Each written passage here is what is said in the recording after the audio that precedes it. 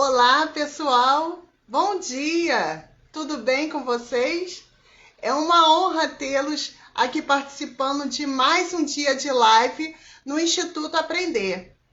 Eu sou Kátia Félix, sou psicopedagoga e fundadora do Instituto Aprender. A intenção do Instituto Aprender é justamente difundir a aprendizagem, falar sobre o aprender. E hoje nós iremos fazer um bate-papo super especial a respeito do autismo. Hoje é o Dia Internacional de Conscientização do Autismo. E hoje nós iremos fazer esse bate-papo com a Eide Marques, que é uma querida e que a sua filha foi diagnosticada com autismo. Mas antes de eu chamar a Eide para bater papo, que eu já identifiquei ela aqui, oi Eide, daqui a pouco eu vou te chamar. Eu gostaria de fazer uma colocação para vocês. Em 2013, o termo autismo foi substituído, né? Não só o termo autismo, como síndrome de Asperger, que era considerado o autismo mais leve. Eles houveram uma mudança de nomenclatura e passou a se chamada TEA, que significa transtorno do espectro autista. E ele está no Manual de Diagnóstico e Estatístico de Transtornos Mentais 5, que é o DSM-5. E agora eu vou convidar a Eide para nós iniciarmos a nossa live.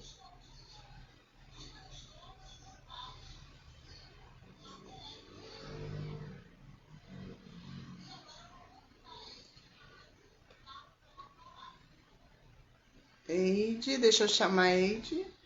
Peraí. Aceitar.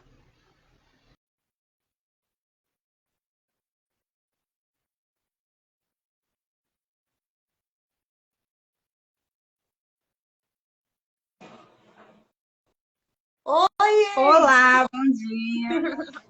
bom dia! É uma honra te receber aqui na nossa live do Instituto Aprender. Muito obrigada por ter aceitado o nosso convite, por estar compartilhando aqui com a gente as suas experiências, que são com certeza incríveis e extraordinárias, que vão ajudar a outras mães, fazer com que outras mães, outros pais, outros responsáveis, avós, né, entendam como é esse processo de descoberta. Então, eu te agradeço Sim. imensamente por ter aceitado o nosso convite. Kátia, muito obrigada. Eu que agradeço. Eu acho que vai ser muito produtiva a nossa live. Eu espero, nosso intuito, né, é ajudar ao máximo possível as pessoas que convivem com essas pessoas, né, e essas crianças e essas pessoas autistas. Ok. Olha, então, antes de nós começarmos, eu queria ler um dado que eu trouxe da Universidade de São Paulo, que eles relataram num artigo que o Centro de Controle de Prevenção de Doenças, órgãos ligados ao governo dos Estados Unidos, o CDC, existe hoje um caso de autismo a cada 110 pessoas. No Brasil, estima-se cerca de 2 milhões de autistas. Eu acho importante trazer esse dado porque é um número significativo de pessoas portadoras do espectro e as ações, né, especialmente nas escolas, em relação às crianças, elas são muito distantes de conseguir atender a essas demandas, né? Então, aí a gente percebe que precisa, né, de mais investimento público em relação a isso, mais profissionais qualificados para saber lidar com essa diversidade, porque não é em uma sala de aula não tem só crianças que sejam portadoras do espectro, mas tem outras também que têm outros tipos de deficiências, outros tipos de necessidades especiais e que muitas vezes acabam não sendo, não vou dizer abraçadas, mas atendidas da maneira que ela precisa para ser incluída, né? Porque incluir, a gente vai saber dizer muito mais, muito melhor do que eu, não é simplesmente colocar em sala de aula, envolve muitas outras coisas, de fazer com que a criança se sinta parte daquele contexto, que ela tenha um sentimento de pertencimento. Mas antes disso, de nós começarmos a falar sobre todos os desafios, sobre as conquistas, porque tem momentos felizes também, nem tudo é só desafio, tem momentos de alegria. Eu gostaria que a Eide, ela se apresentasse um pouquinho. Eu fiz questão de colocar lá que, além de mãe da Sarinha, porque ela sempre se refere a Sara como Sarinha, então por isso que eu estou utilizando essa forma de falar, mas que também ela também resolveu dar um start na vida, né, quando resolveu estudar. Então, Ed, fala um pouquinho de você para que as pessoas que estão nos assistindo possam te conhecer um pouquinho melhor. Sim. O meu nome é Eide e eu sou estudante de pedagogia lá da PUC-Rio. Foi lá que eu conheci minha amiga Kátia, que me fez esse convite. Eu estou muito orgulhosa, muito honrada de estar aqui. E eu sou mãe da Sarinha. A Sara é uma criança muito inteligente, muito maravilhosa, especial, e ela está dentro do espectro do autismo, né? O intuito dessa live é ajudar as mães e todas as pessoas que convivem com essas crianças a ter um contato, uma convivência mais adequada, mais interessante para a criança e para a pessoa, né? E é isso. Espero que a live ajude a vocês a entender um pouco mais essas crianças, essas pessoas. Então, vou iniciar com uma pergunta. E você que está participando, se você quiser fazer alguma pergunta, fique à vontade, porque é um bate-papo, né? Por isso que o tema da live é papo de mãe. Então, a Eide não é uma especialista, mas é uma mãe que tem muito o que compartilhar com a gente, né? E não só a mãe ou o responsável portador de algum ente querido do espectro que interessa aprender, interessa a todos nós, porque nós vivemos em uma sociedade. Então, sociedade abrange todas as pessoas, e nós temos que aprender a lidar com todas as pessoas, não somente aquelas que as pessoas consideram típicas, né? As atípicas, elas também fazem parte dessa sociedade e elas precisam ser incluídas também. Eide, a pergunta que eu quero fazer para você é como foi o processo de descoberta do diagnóstico da Sarinha? Como foi esse processo?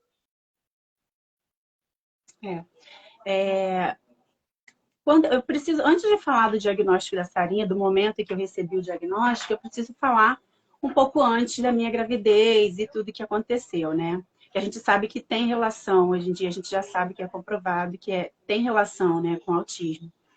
A minha gravidez já foi muito problemática desde o início, né? A Sara acabou nascendo prematura e aí ficamos aqueles 3 meses, né, com ela internada no hospital. Ela nasceu de 6 meses e aí ficamos 3 meses lá internado no hospital, com a Sara se desenvolvendo, né? Que foi realmente isso que aconteceu. Eu acompanhei ali do lado de fora, né, da minha barriga, o desenvolvimento da Sara.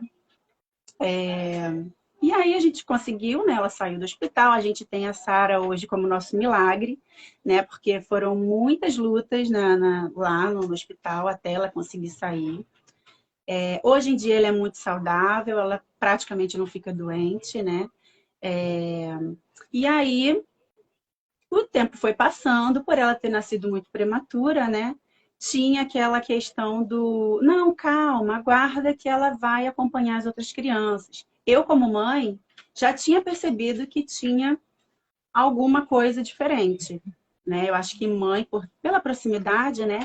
Ela fica mais atenta também. Eu percebia algumas coisas já na minha filha bebê, que não eram muito comuns a outras crianças, né? Da faixa, da idadezinha dela, né? Do tempinho dela.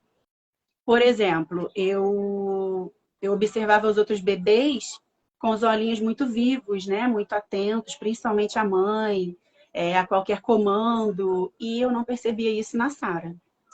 né? E aí eu comentava com as pessoas, eu explicava, eu falava, gente, tem alguma coisa diferente, né? O sono também da Sara era muito complicado, mas tudo caía nessa questão do, poxa, mas ela nasceu prematura, calma que ela vai melhorar, calma que as coisas vão acontecer e tudo mais, enfim.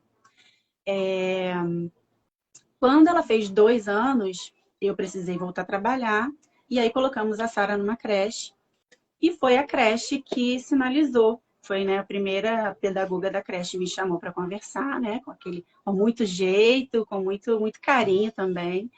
E aí ela me falou que realmente a Sara tinha alguns comportamentos que não eram adequados, assim, adequados não, que não eram identificáveis em outras crianças. Por exemplo, enquanto estavam todas as crianças sentadinhas na mesa, brincando de massinha, ela preferia ficar lá fora, sabe, sozinha e tal. Algumas coisas, né? Nesse sentido, ela me falou e aí me perguntou se eu não acharia interessante buscar orientação médica, porque caso não fosse nada, pelo menos eu já tinha ido lá, enfim.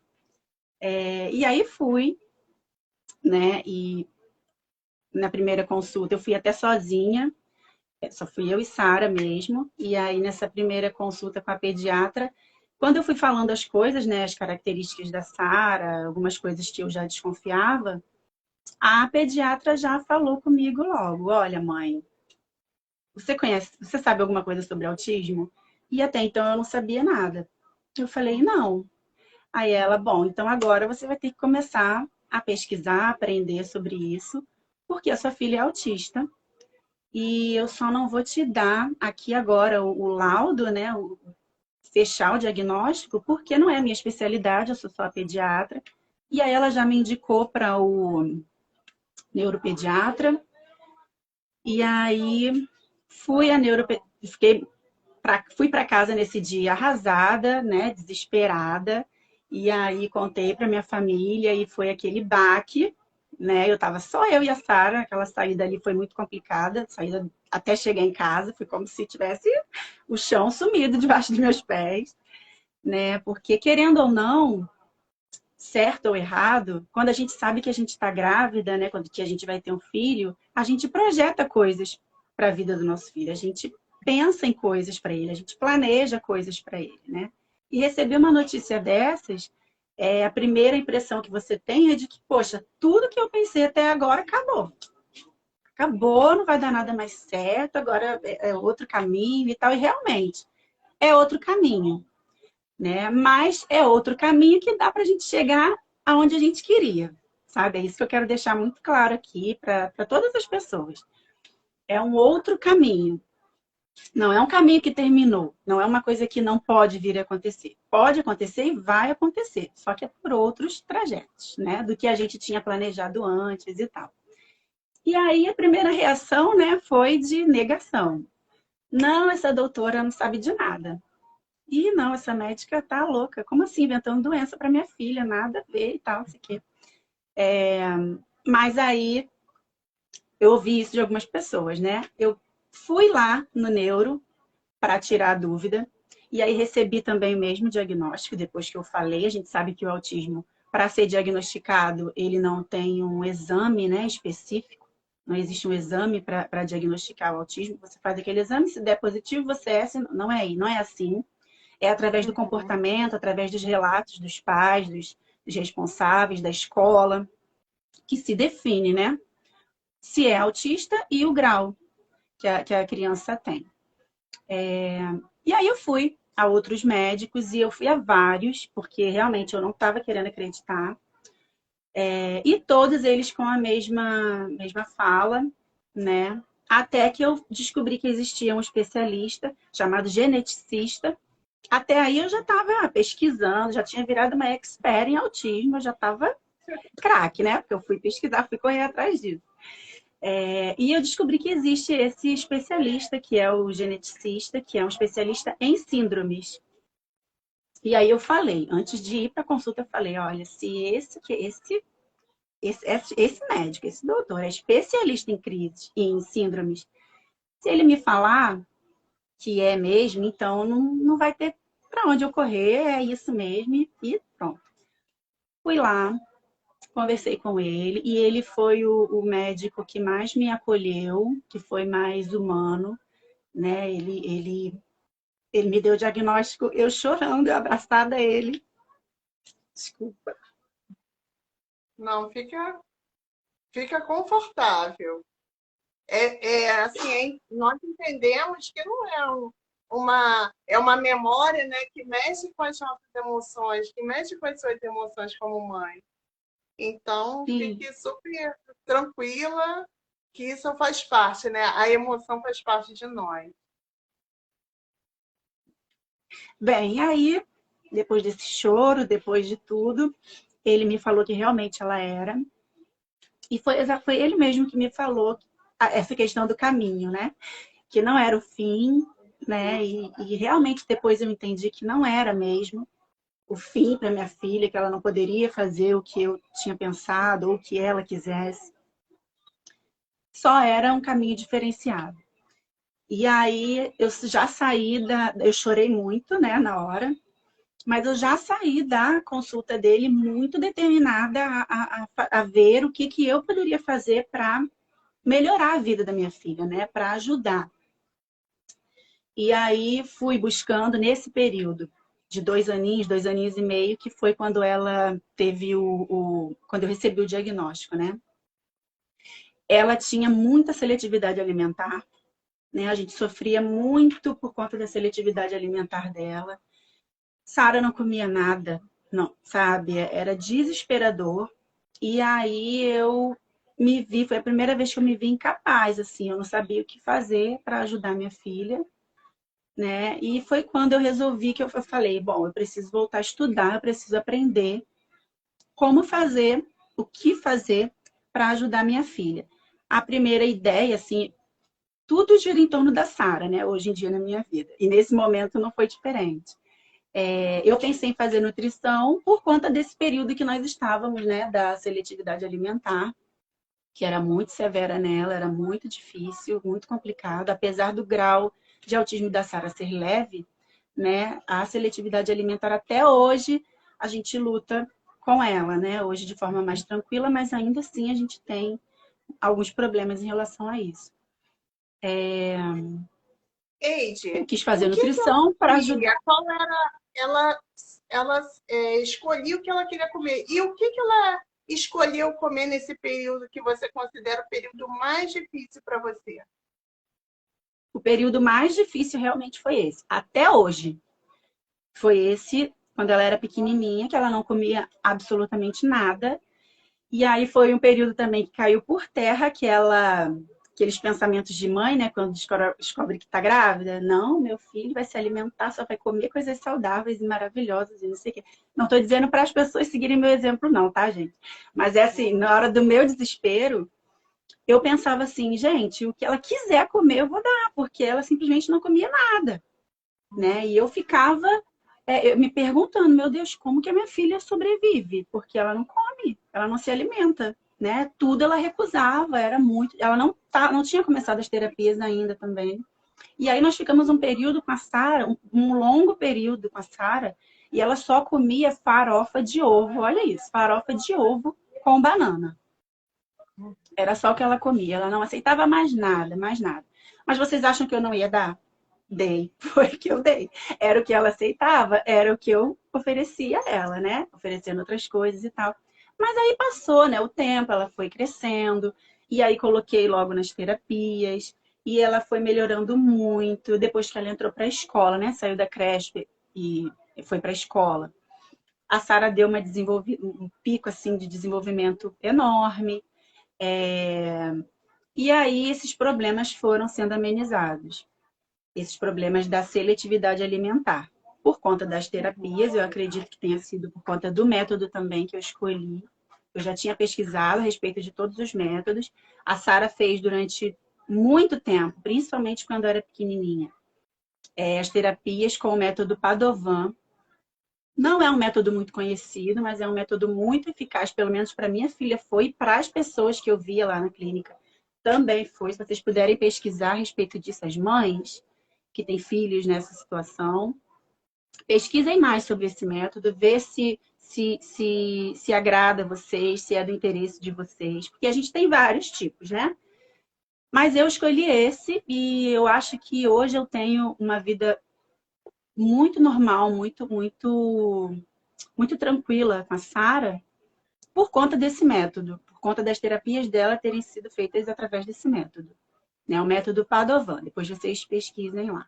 E aí ela começou as terapias e a gente superou essa fase da seletividade alimentar. Até hoje temos alguns probleminhas e tal, mas ela já se alimenta de tudo, ela come todas as coisas, né? Graças a Deus. Ela continua magrinha, né? Que é o biotipo dela mesmo, mas ela é muito saudável e ela se alimenta direitinho, graças a Deus, hoje. Aí a gente entrou em uma outra fase.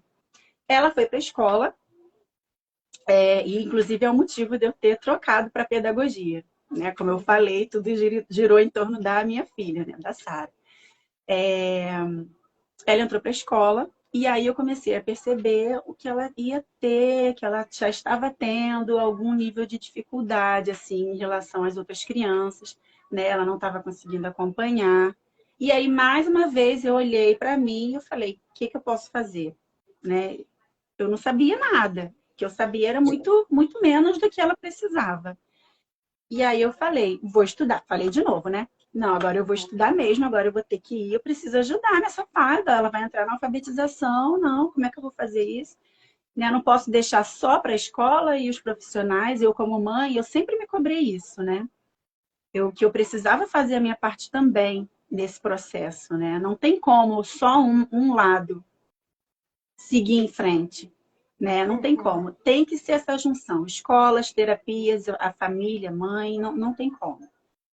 E aí, por isso, eu resolvi voltar a estudar e escolhi pedagogia. E estamos lá, eu e Kátia lá na PUC, aprendendo cada vez mais. E aí foi muito maravilhoso, porque quando eu entrei lá para a faculdade, lá na PUC, eu estava muito focada na Sara, né? Não, eu vim aqui para aprender como que eu desenvolvo, como que eu ativo inteligências, como que eu preparo a minha filha.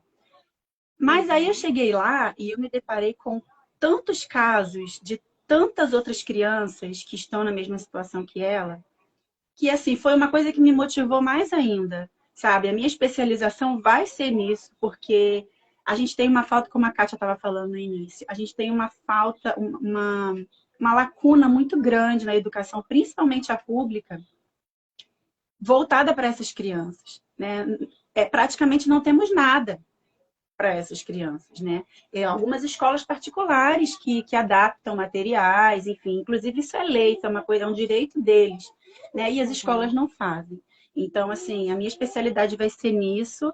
Eu quero me especializar nisso porque não é mais agora só a Sara, né? Eu descobri, abriu assim o meu leque, né? A minha visão. Existem muitas outras crianças na mesma situação que ela e elas precisam de ajuda. E aí, se Kátia tiver mais alguma pergunta, pode fazer.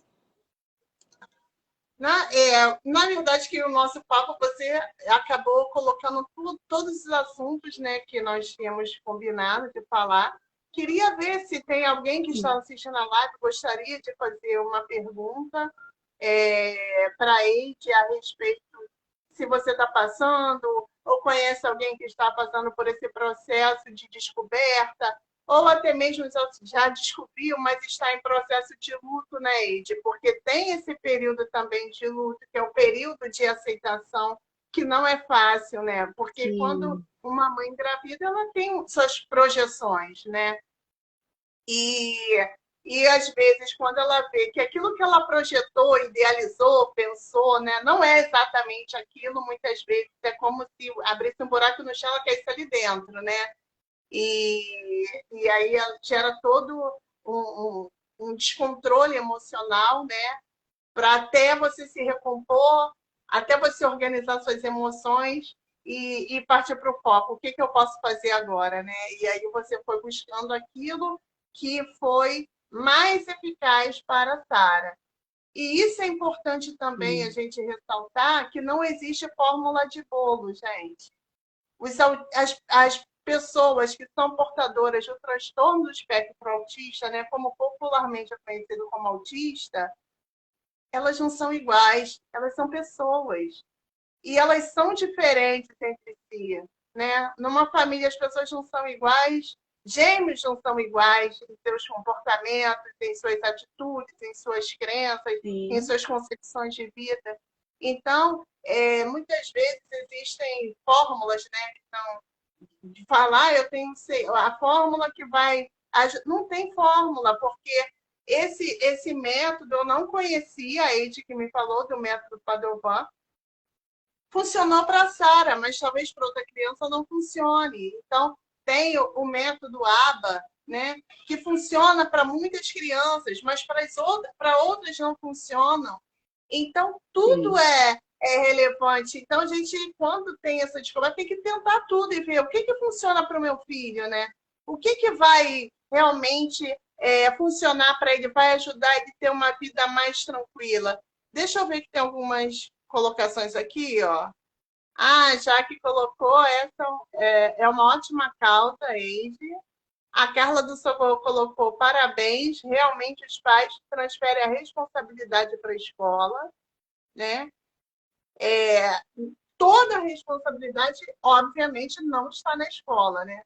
Mas existe todo um processo de acolhimento que a escola precisa adaptar os currículos para essas crianças também, porque isso está previsto em lei, né? E a gente entende que tem todo um processo estrutural, né, para a inclusão de pessoas portadoras de qualquer tipo de deficiência na escola. Não é uma tarefa fácil, não é só colocar uma sala de recursos, precisa qualificar os professores, então envolve muitas outras coisas, não é, Eide?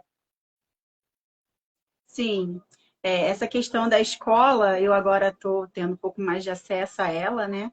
É, e eu fico muito triste mesmo. Eu tenho colegas que estão fazendo estágios, que são professoras da rede pública, e também de escolas particulares, que dizem que realmente não tem nada para as crianças. As crianças vão lá, essas crianças autistas, né? Elas vão lá e que têm algum tipo de deficiência intelectual também, né? De um modo geral. As crianças vão lá para não fazer nada. Não tem um projeto para elas, não tem uma preparação para elas, não tem materiais adaptados a elas, não tem nada para elas fazerem lá. Elas vão lá mesmo para queria entender fazer o quê, né? E é muito triste isso. Eu fiz estágio em uma escola, mas aí é particular, a escola caríssima, né? E aí lá foi o primeiro lugar que eu vi. Primeiro não, o primeiro e único lugar até hoje que eu vi que os materiais eram adaptados até assim ao nome da criança, até, sabe, os exemplos dos deveres era a avó do Bernardo, a dona não sei o quê, comprou não sei quantas Entendi. coisas, sabe? Era um material adaptado mesmo para cada criança. Mas assim, não vou falar o nome da escola, mas é uma escola com uma mensalidade em torno de R$ 4.000 por mês, R$ 5.000 por mês, né? Mas Entendi. assim, é direito de todas as crianças isso, sabe? Não era uma coisa que tinha que ser opção para a escola. Ah, vou fazer se desse. Não, isso é lei, né? É obrigada a fazer. A escola é obrigada a fazer isso e elas não fazem. Eija, a Thaís colocou uma pergunta. Como está sendo essa fase de alfabetização? Bom, é difícil, tá? Mesmo eu tendo ido me especializar e tal, muito complicada. Mas assim, a gente está tendo bons resultados aqui. A Sara, ela tem 7 aninhos ainda, né? Mas ela já sabe ler, já sabe escrever. Mas assim, é muito difícil, porque às vezes não quer estudar e a gente precisa criar estratégias para criar interesses, né? E a escola de lá também como a gente já falou aqui várias vezes. Graças a Deus, a escola da minha filha tem também um pouco menos do que essa que eu fiz o estágio lá, mas a escola dela me acolhe também, né? Nos acolhe um pouco. Algumas coisas podiam melhorar, mas outras elas nos dão essa base, essa sustentação para que a Sara consiga ir evoluindo, né? E ultrapassando as etapas. É muito difícil, tem dias que ela não quer fazer mesmo, e aí junta com a minha rotina, que eu faço a faculdade ainda, e tem as terapias dela, e tem um monte de coisas para fazer, e bate o desespero. É uma luta, é muito difícil, eu preciso da ajuda de muitas pessoas, de muitas pessoas. Se você, inclusive, que convive com uma mãe, perto de uma mãe, né, que tem um filho autista, por favor, ajude essa mãe, pedido, ajude essa mãe, sabe? Se dispõe a ajudar, seja solícito, tenha paciência com a criança. Provavelmente essa mãe, se teve alguma falha, alguma falta com o filho fez alguma coisa que a mãe não viu, foi porque ela estava ocupada com inúmeras outras atividades que ela tem para fazer. E eu quero frisar a importância realmente disso, dessa rede de apoio que as mães precisam, os pais, né? Eu falo as mães porque eu sou mãe, estou falando de mim.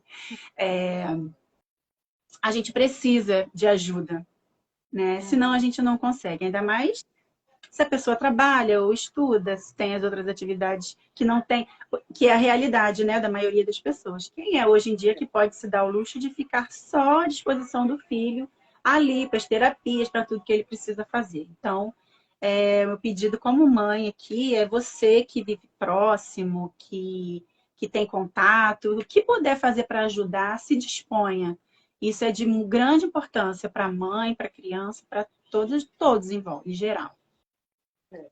E aí a alfabetização da Sara, até acabei nem respondendo, né? A alfabetização da Sara, graças a Deus, está fluindo. Sara já está bem, já está lendo, ela não tem nenhum déficit intelectual, né? Ela não tem nada disso, mas ela entra em crises, né? Então ela tem crises. Então, às vezes, ela não quer estudar, e aí, como ela precisa estudar, né? Isso acaba desencadeando algumas crises nela, e a gente tem que contornar e tal, mas com paciência acaba que vai. No final das contas, ela estuda, no final das contas, ela faz, e assim a gente vai caminhando.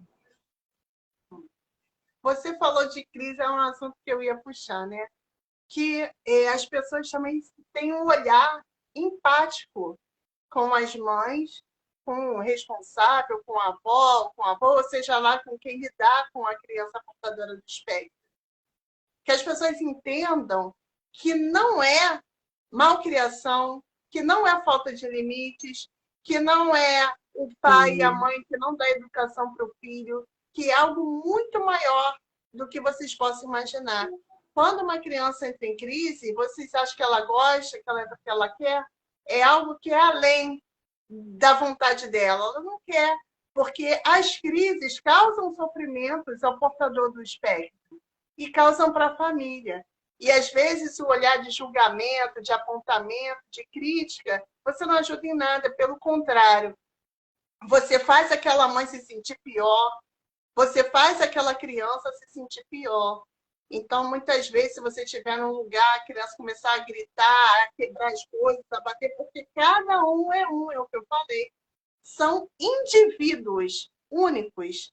Então, cada criança se comporta de uma maneira. Tem criança que vai querer bater, tem criança que vai querer morder, vai ter criança que vai quebrar a porta, tem criança que vai querer tacar as coisas no chão, voar em cima da outra. E isso é a lei. É como se fosse algo superior a ela que elas não conseguem controlar.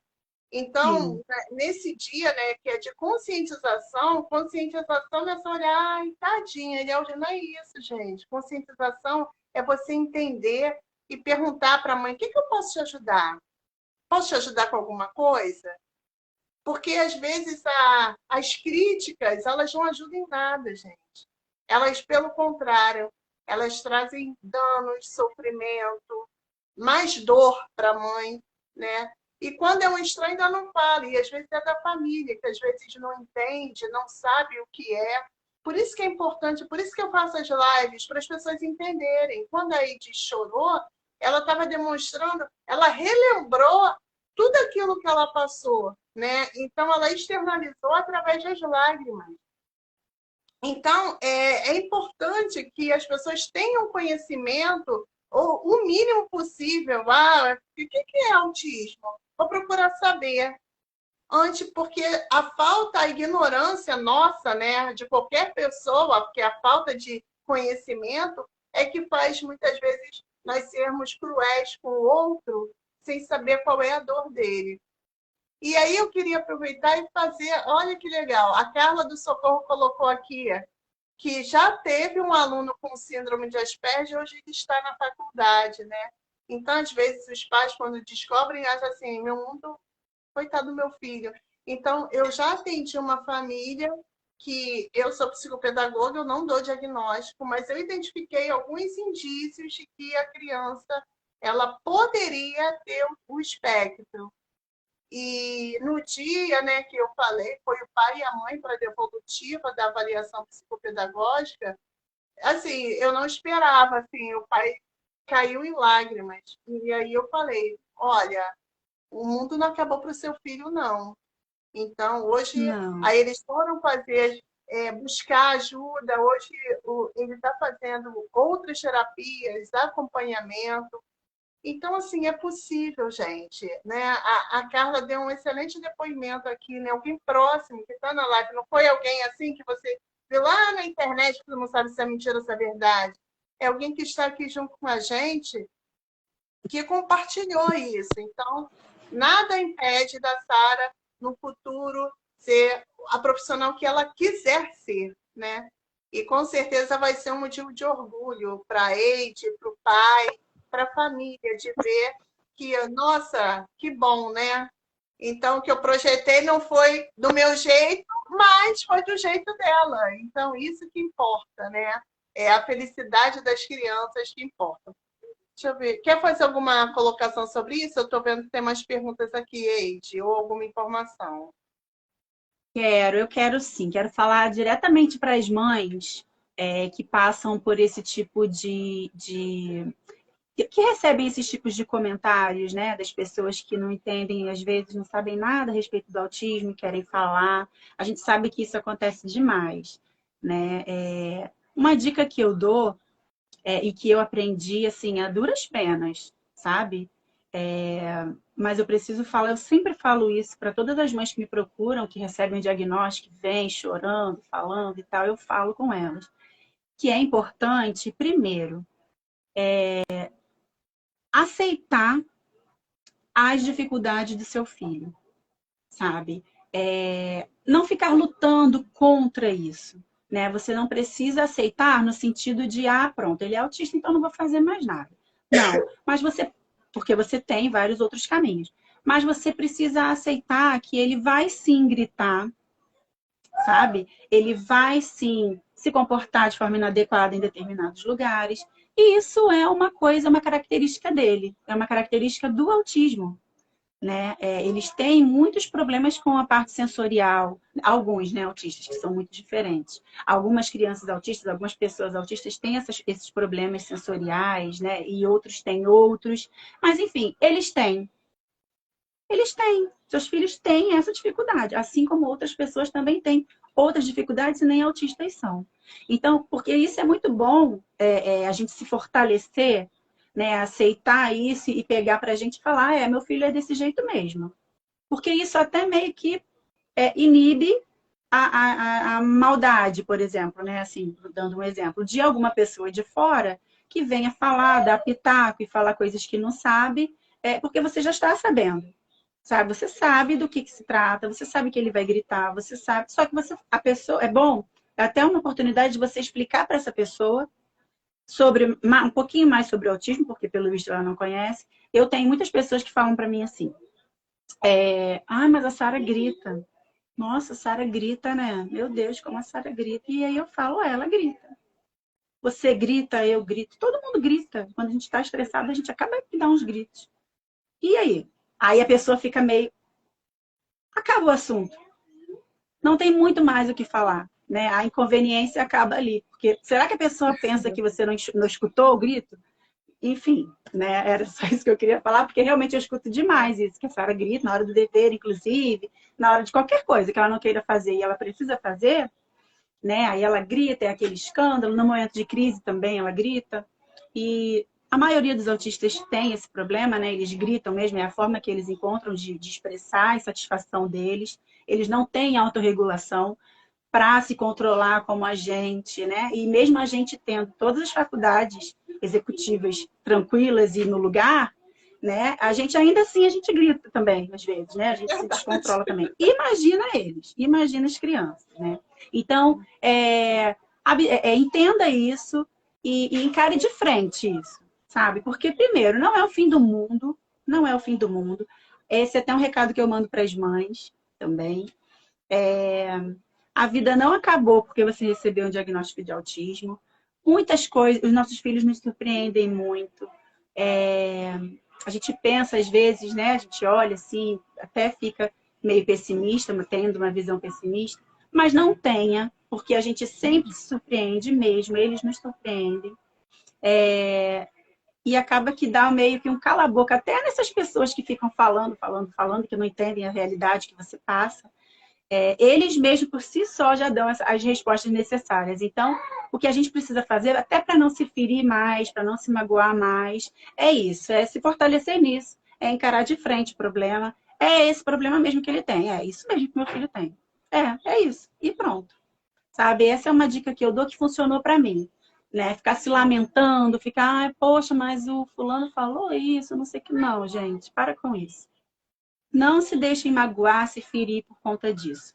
Encara o problema, é esse o problema, né? Que você tem. O problema que eu digo é a situação, né? Não o autista, óbvio que não. E é isso. Esse era o recado que eu queria deixar aqui para vocês.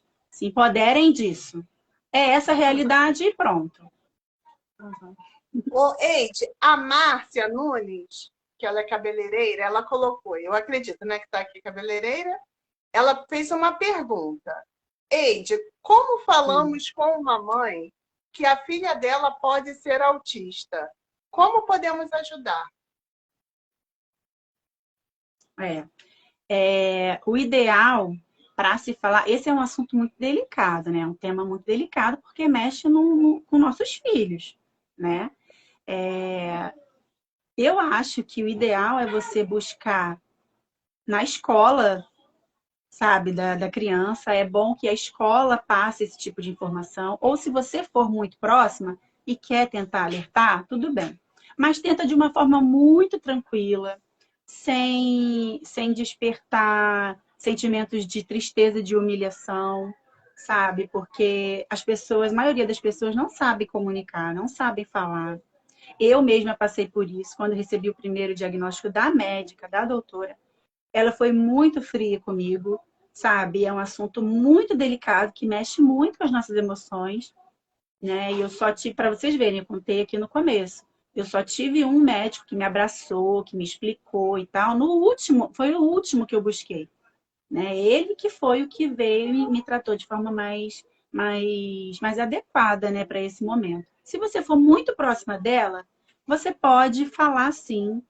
Apesar de que, ela sendo mãe, eu não sei se ela ainda não percebeu, né? Se você de fora, Márcia, né, que perguntou, se você de fora já Foi. notou algumas coisas, eu acho que ela também já deve ter percebido, né? Mas pode estar naquele período de negar, né? De não querer aceitar, que é super natural, é assim mesmo que acontece. Mas precisa ter muito jeito. Se quiser falar, fala, mas Eide, acho mais interessante receber esse tipo de diagnóstico, assim, de fala, de que seu filho é autista e tal, da escola realmente, do médico realmente, de alguém mais capacitado. Mas se é muito próximo a você, eu acho que não custa nada você alertar, né? Até porque é muito interessante que se comecem as terapias, caso seja mesmo, né? Que já se iniciem as terapias, a gente sabe que o quanto antes começar as terapias e as atividades que a terapia proporciona é muito bom para a criança, principalmente até os 4 anos, né? 4, 5 aninhos. Eu aprendi, né? Fui para a faculdade para aprender a respeito disso. É um período que o cérebro da criança tem mais plasticidade, então é nesse momento que as terapias entram e têm mais resultados, né? E isso ao longo prazo, para o resto da vida dessas crianças, entendeu? Então é isso. A Carla colocou que é um desafio. Eu acredito que a Carla seja professora, porque ela colocou, temos currículo adaptado, né? Que é justamente o que você mencionou do colégio que você estagiou, que adaptou o material que adapta para as Uhum. crianças. Que bom, que bom. A Ela é Márcia, professora. novamente, ela colocou assim: colégio particular, ela fez uma afirmativa, colégio particular não está preparado. É porque, assim, existe com certeza, gente, desde o início da humanidade, né? Só que agora ele foi diagnosticado. Então, assim como as outras doenças, os outras síndromes, os outros déficits, eles sempre existiram, só que com o avanço da ciência, as pessoas, né, vão estudando e vão identificando. Então, vamos colocar que é uma temática nova, principalmente para o Brasil, que é um país subdesenvolvido, que a educação está lá atrás,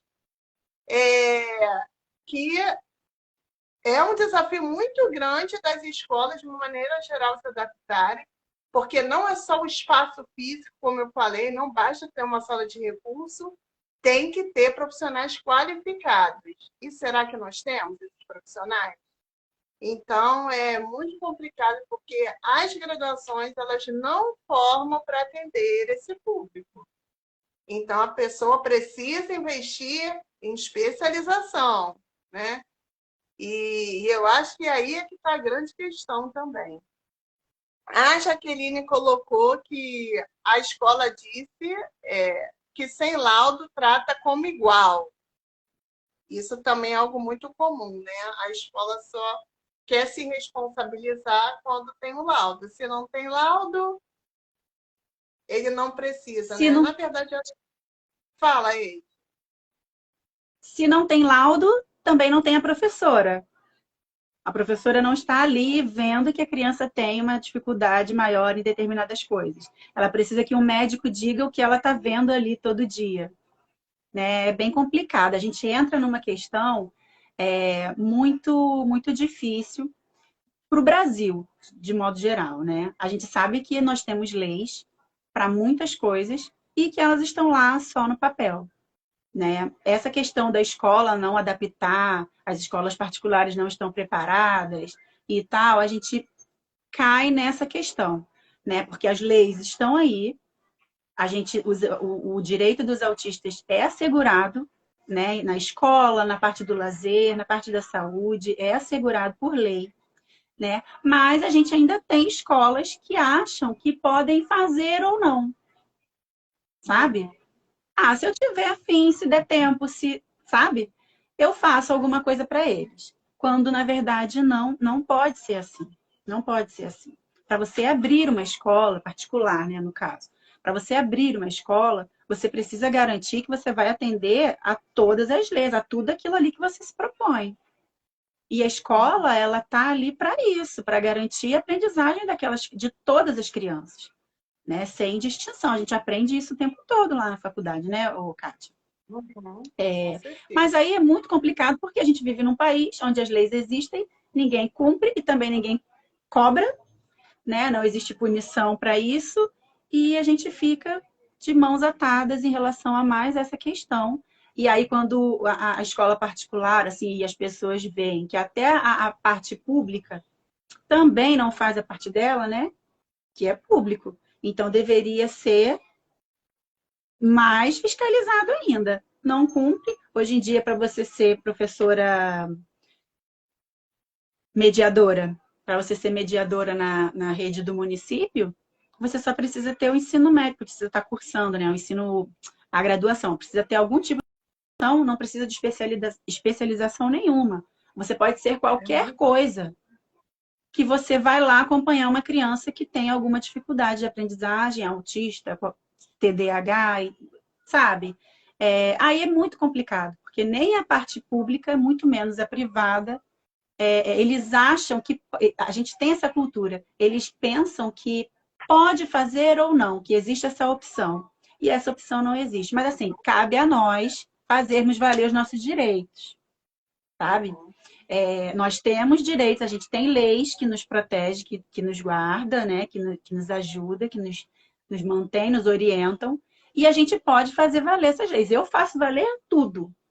Tudo que a minha filha precisa e que eu sei que ela tem direito, querido, ela vai ter aquele direito, porque eu vou fazer questão de cobrar. né? Talvez esse seja o movimento para que isso mude futuramente, né? As pessoas, as mães, não aceitarem esse tipo de coisa. Poxa, a escola não tem, a escola não está preparada. Mas por que não está preparada? Vai lá conversar com a diretora. Diretora, a senhora sabia que tem leis que asseguram a aprendizagem do autista, da criança especial, da criança com TDAH, que seja igual, né? O que tem até uma equidade em relação a isso? Enfim, eu acho também que as mães, os pais, os responsáveis podem também fazer alguma coisa em relação a isso, que é cobrar. Cobrar, fazer valer o direito que os filhos têm. Olha, a Jaqueline colocou assim que quem cuida também precisa de cuidado. Eu acho que eu entendi, né? Que os professores também precisam dessa qualificação, porque senão eles também não sabem o que fazer. Aí vira um círculo vicioso, né? A escola não dá recurso, o professor também não sabe o que fazer, né? Então, tem que haver investimento também em relação aos professores.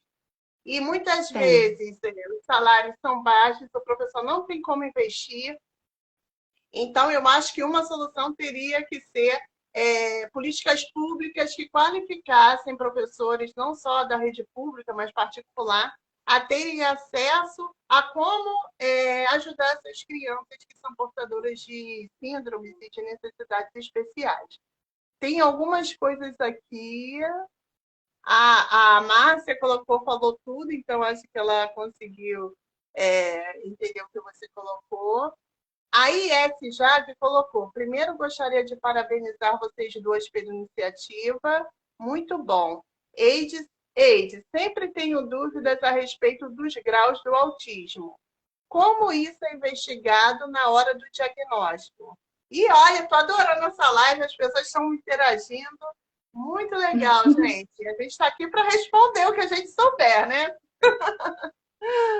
Sim, a gente responde o que a gente sabe, né?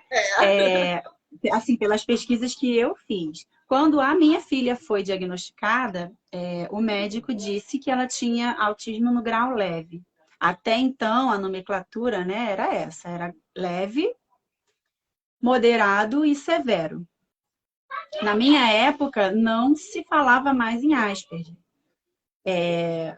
Por outras questões também. Essa aí já é assunto para outra live, essa questão de não se falar em Asperger, né? Que nós já combinamos já. Sim. E aí, para mim, era leve, autismo leve, moderado e severo. Aquelas crianças que tinham muita estereotipia, muita necessidade de suportes na escola, para a vida, para ir na rua e tal, para se locomover, era diagnosticado com autismo severo e aí ia diminuindo conforme o grau de necessidades que a criança tinha, né? Até chegar no leve. Hoje em dia, foi agora há pouquíssimo tempo, mudou essa nomenclatura mais uma vez, né? Agora, o autismo é definido por graus de suporte e graus de deficiência intelectual, se não me engano. Depois vocês pesquisem melhor sobre isso. Até eu também posso até passar para a Kátia. E aí são vários níveis, foi dividido, foi desmembrado em tanto de deficiência intelectual, enfim, eles dividiram muito, não vou saber explicar aqui agora, nem eu entendi ainda. Eu não gostei muito dessa divisão, particularmente Eide falando, né? Eu tinha até conversado com a Kátia sobre isso. Eu acho que isso não interfere muito, não ajuda. Eu não gosto de coisas voltadas para o autismo, para essa causa, que dificultem. Eu prefiro tudo que seja mais prático, sabe? Eu prefiro focar em coisas que realmente trazem melhoras para as crianças, para as pessoas autistas, para a vida, para a qualidade de vida deles. E essa questão de nomenclatura, se é leve, se é moderado, se é não sei o quê. Aí agora o grau de suporte são vários, são muitos. 602.1, 602.2, sabe? São muitas coisas, são muitas coisas.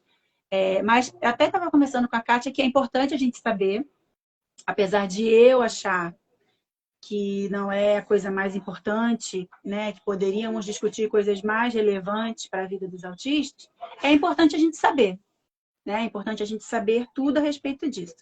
quais são as novidades, o que está acontecendo, como que os médicos vão avaliar a partir de agora. Mas, a princípio, o autismo, como eu falei no início, ele não tem um exame específico, né, para você fazer, e aí o médico diz que ele é autista ou não. O diagnóstico é dado baseado nos relatos da escola, nos relatos da mãe e do pai, principalmente, são as pessoas mais próximas à criança, e aí vai fazendo por eliminação, né, de síndromes. No caso, estou falando da minha consulta com o geneticista, por exemplo. Uhum. Ele foi tirando. Bom, se ela não faz esse tipo de coisa, então ela não tem TOD, por exemplo. E aí vai tirando, tipo, por eliminação, até que sobra o que a pessoa acha que a criança tem. O médico acha, o especialista acha que a criança tem. E aí fica vago demais, né? Fica vago, mas a gente tem algumas características muito específicas, né, do autismo que possibilitam esse diagnóstico, né? E aí a gente consegue o diagnóstico dessa forma. Não sei se eu expliquei tão direitinho, mas a gente pode, eu já tinha até conversado com a Kátia, que é importante a gente falar sobre isso mais profundamente, sobre esses níveis, né, essa classificação que é dada. Nós já até passamos já do período da live, mas eu vou ler algumas Já. mensagens que estão aqui que eu achei bem legal.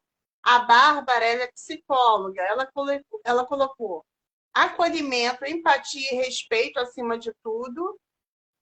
O cérebro está em formação até os 24 anos. E as terapias se fazem muito importantes nesse início, justamente por causa da neuroplasticidade cerebral. Deixa eu ver se tem mais alguma coisa aqui.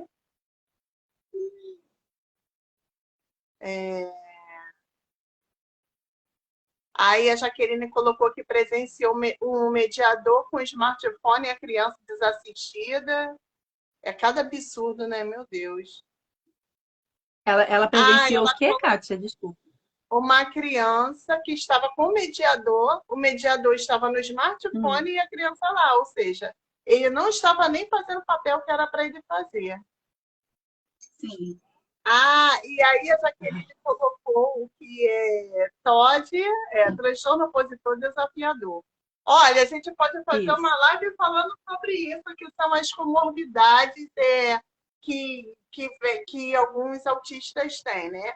Inclusive, se fala muito das dificuldades, mas vale ressaltar que tem pessoas que são portadoras do espectro e que têm altas habilidades. Nem todas têm apenas dificuldades, tem umas que são superdotadas também, tá bom?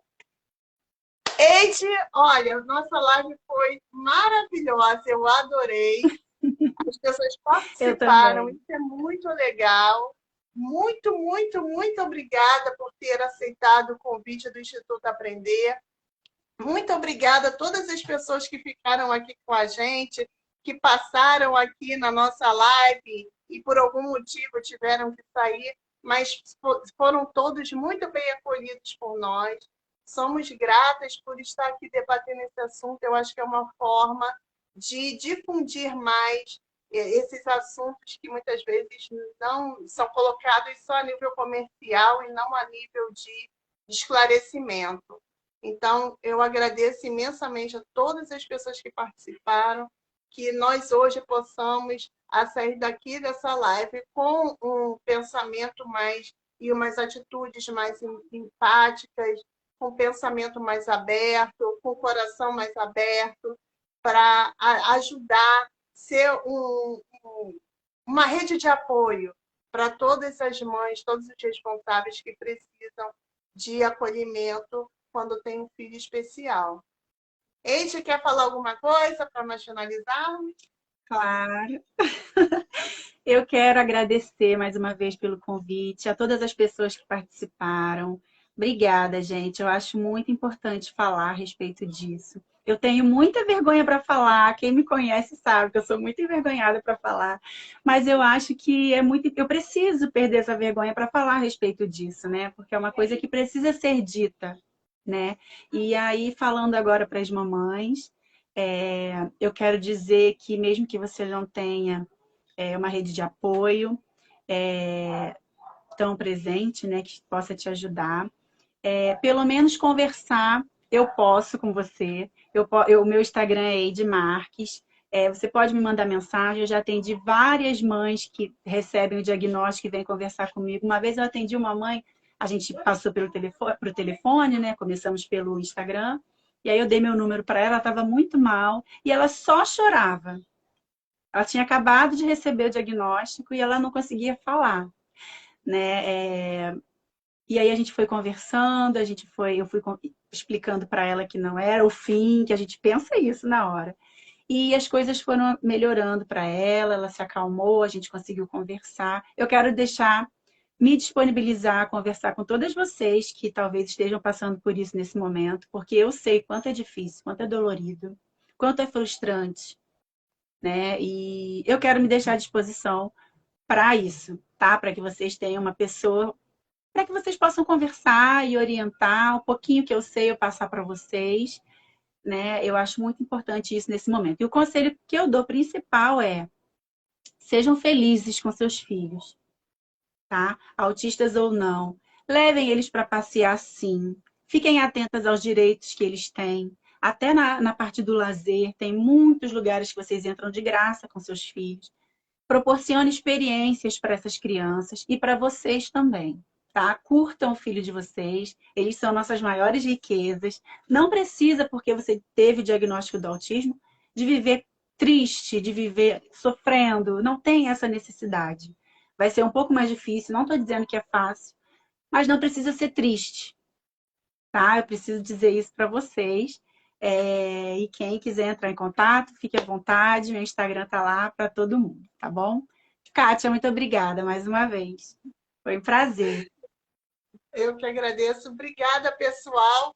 Bom final de semana para vocês, né? Apesar de chuvoso, pelo menos aqui no Rio de Janeiro, mas que o dia de vocês seja dias felizes. Um beijo. Obrigada, Eide. Tchau, gente. Até a Beijo, próxima. gente. Tchau, Beijo, tchau. Kátia. Ó, e se tiver sugestão de temas, pode entrar em contato com o Instituto Aprender.top, que nós queremos trazer assuntos relevantes para justamente ter esse bate-papo. Tchau, tchau. Tchau, gente.